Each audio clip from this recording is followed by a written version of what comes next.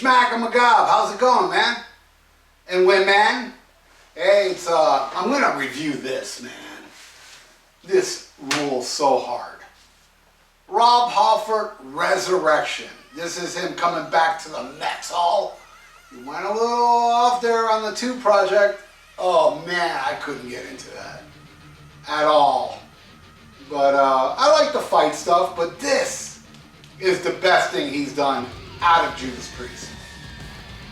Also, I would say the next album too. I mean, the Halford band made a metal in, but this and Crucible, and I'm going to talk about this. All right, and this is a vinyl I got recently. Revolver magazine of all things. I saw them. They were releasing this out on vinyl, first time since, I think it's the first time it's been released in the US. It was released back in 2000 in Europe, I believe. I think that's what the hype sticker said. But man, I'll tell you, I'll never forget when I heard something from this, even though I believe, I could be wrong, it was the 2 project, released a demo for Silent Scream. And I'll never forget hearing it.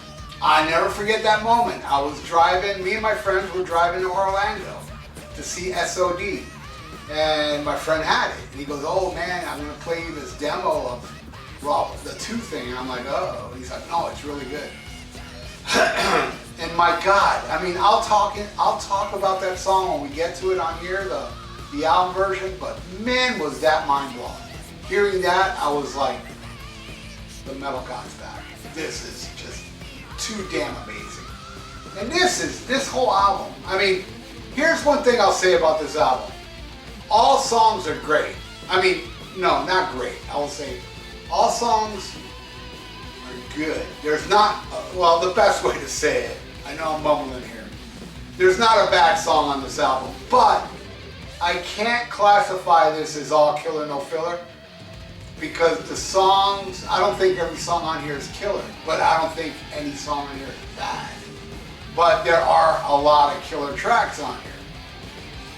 Like the first track, holy shit. Resurrection, wow, right out the gate, you know, it's got that kind of build-up thing and him like, you know, resurrection. Then he hits that high note and he, bam, goes into just pure fucking metal, man. Something that, I know a lot of people disagree with me here, but you know, I enjoy this album more than any Priest album since Defenders. I'm not a Painkiller hater. I know a lot of you think Painkiller's their best album, and this and that. I've already said my view on Painkiller, and if you want to see my view on Painkiller, check out when I rank the Priest albums. I go more in depth, and I don't like repeating myself, which I do too much on this channel anyway.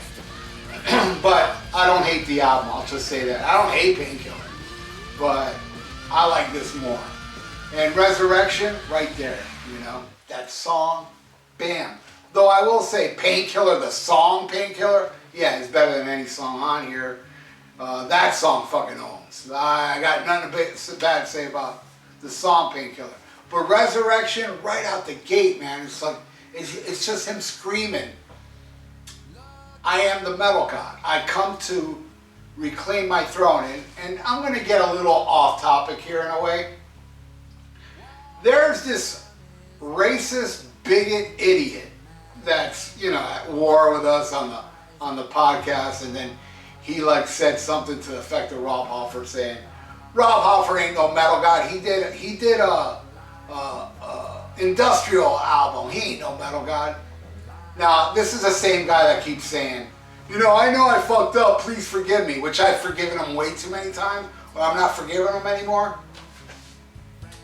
This man I'll forgive, okay? For the 2 project, when I hear this, all is forgiven.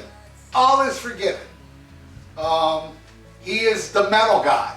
He will always be the metal god. I don't care if tomorrow he does a new metal reggaeton album. I don't care. He's always going to be the metal god for this and for what he did in Priest. But anyway, Resurrection rules. And then the next track. Man, this album starts off with killer after killer after killer after killer track. because the next song is Made in Hell. Oh man. You know, it kind of reminds me a bit like the Priest album, Angel Retribution, which is also produced by Roy Z, the guy that did this, was the song Deal with the Devil. It kind of has the same vibe. It's just a, you know, it's almost a history lesson in metal. You know, they both have that same vibe to it. Made in Hell, man, I don't know if I'd put it above Deal with the Devil. I'd say it's tied, really. But Made in Hell, wow, what a damn song. From 68 to Was It Gonna World? I suck at lyrics, but it's great. Then the next one, oh boy, I'm gonna go off on this. The next song is Lock and Loaded. Now before I talk about the song, I'm gonna sound a little hypocritical here, and deservedly so. See, I am human and I have my flaws, okay? Now, there's times that I say, oh, that's gay. And I have called people the F word, you know, the little bundles of wood or a British cigarette. You know, I've said that in, you know, goofing around. I'm not proud of that. I'm really not. And I'm not homophobic at all. And here's where I sound hypocritical, because Locked and Loaded, I've heard so many people like, ooh, Locked and Loaded, you know, Rob Halford's gay. Or Jawbreaker, or Grinder looking for meat.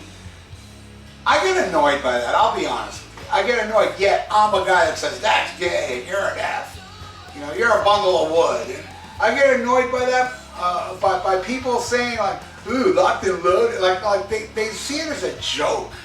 You know, and I'm like, I don't know, it's part of my vocabulary when I say stuff like, oh, that's gay, or, you know, you're a British cigarette. You know, it's not something I'm proud of, but it's kind of like something that's installed in me that I can't help it. But what's not installed with me, when people make jokes about gay people, like Rob Halford with, you know, Grinder, and what's that song off Sin After Sin when he goes to Fire Island? Is that Raw Deal, I think? Whatever. People make such a big deal about it, like it's so, oh, I can't get into this song because, you know, Jawbreaker, you know what that means. It really, to me, it means more like, why is your brain fixated on Rob Halford's sexual preferences? And then you make it like a joke. I can't stop people from doing it. They're going to continue to do it. I just think it's gay. See, I can't help it. But Locked and Loaded, man, this song rules. I don't give a fuck what these people, and I would have never thought of the gay connotations to Locked and Loaded if it wasn't for the countless people I've seen online, like, point to that song and Grinder and Jawbreaker as, ooh, you know. Fuck that, man. Whatever. Hey, look. Jawbreaker, Grinder, and Locked and Loaded rule. So gay songs rule to me. Even though I don't even think. When I listened to Jawbreaker, it wasn't for years till somebody brought up Jawbreaker. It's, you know, Rob Halford, Jawbreaker. I never thought that. I always thought, this is a killer fucking song. And I thought that about Locked and Loaded too. Grinder looking for meat. You know, to me, I always thought of a fucking monster just eating people up, Grinder. You know, it's like a fucking, no, but people, instead of like a monster, you know, eating people up, people, you know, translate it as sucking cock. And even if it is about sucking cock, good, whatever. But Locked and Loaded rules. It's a great song. Now the next one. And you know, another thing I like is the first two songs come out bashing. Then Locked and Loaded, the next song, Nightfall, kind of like puts it down like a mid-tempo, heavy fucking metal grind. And again, so far, everything I've talked about is killer, killer, killer, and Nightfall is killer. Absolutely love it. Absolutely love Nightfall. It's one of the standout tracks for me on this album. But I gotta say, my favorite song off the album is the next track. Silent Scream, the one I was talking about earlier with the demo. To me, it's like, you know, kind of like a Beyond the Realms of Death, Stairway to Heaven, whatever. It's an epic, amazing, so underrated, it's sickening song. I mean, just the way it builds with that mellow intro and it grinds, and then it just slowly goes up to heaviness, and then when it gets really heavy with I am black, I am white, hate. Oh my God. That's just beyond fucking awesome. I'm telling you, that's why I don't give a flying fuck if he's gay or not, man. He does shit like that. My God, he is the metal god. Right there it says it, it proves it in Silent Scream. It is an epic masterpiece. I consider it a fucking masterpiece. Silent Scream, one of the greatest Rob Halford songs ever. I would put it up with the best. I put it up there with Victim of Changes and Sinner. I put it right up there, man, with Tyrant. I think that song fucking owns, man. It's like, it's a shame. It's a shame it wasn't on a classic Priest album, because people will be talking about it, like Priest fans. And that's another thing, man. There's a lot of, I know, personal friends of mine. Basically, every personal friend of mine back in the day when we went to Defenders of the Faith together and Screaming for Vengeance tour, when we saw these tours, all those people just like tuned out of metal, period. That they don't know this album. They just have no idea about it. I know this for a fact, you know. Some of my friends aren't aware of Resurrection, and if they do listen to this today, it won't do shit to them, man, because they lost it. They lost that passion, you know, something I'll never lose, man. I'll never lose. When they bury me in the ground and I'm dead, when you walk away from my grave, you're gonna hear me fucking scream, metal! Hell yeah. I will do that. I'm serious. When I die, I'm gonna scream. I'm gonna scream it. That's the last thing you'll hear in my grave. Silent Scream. Wow, what a song. Have I emphasized how much I love it so far? Or should I go on? No, I'm gonna go to the next track. All right, so far every song's killer. The next track is killer. It's the one with Bruce Dickinson. It's a Bruce Dickinson and Rob Halford duet. Now, Roy Z is also responsible for some of those Bruce Dickinson albums. Somebody, Mark Daly, you know, this guy on Facebook, he asked me, which one had the better solo album, Bruce or Rob? And you know what, man? I can't do it. One day I'm gonna torture myself and see if this album has the same amount of tracks as Accident of Birth or Chemical Wedding, because those two albums are just perfect. I can't say they're better than this album, but I can't say this album is better than those albums. Those Bruce Dickinson albums are impeccable. To me, I mean, they're better than any Maiden albums they've done since Power Slave.